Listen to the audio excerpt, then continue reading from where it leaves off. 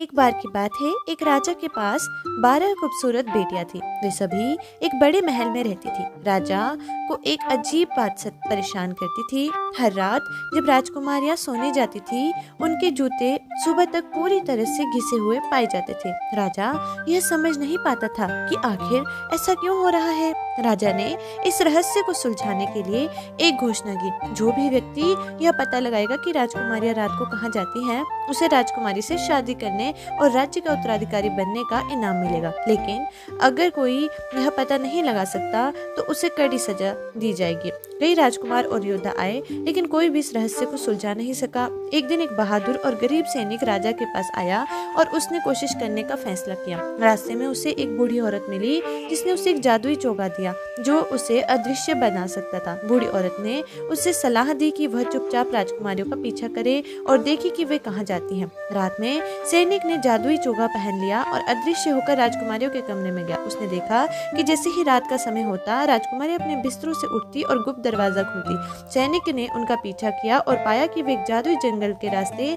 से गुजरती थी, जहाँ पेड़ चांदी और सोने के थे। आगे चलकर वे एक खूबसूरत झील पर पहुंची, जहाँ 12 राजकुमार उनकी प्रतीक्षा कर रहे थे। राजकुमारियां और राजकुमार नावों में बैठकर जादुई महल में पहुंचे, जहाँ पूरी रात वे नाचते और मस्ती करते थे। सैनिक ने यह सब देखा और सबूत के तौर पर जादुई जंगल से एक चांदी की पत्ती उठा ली।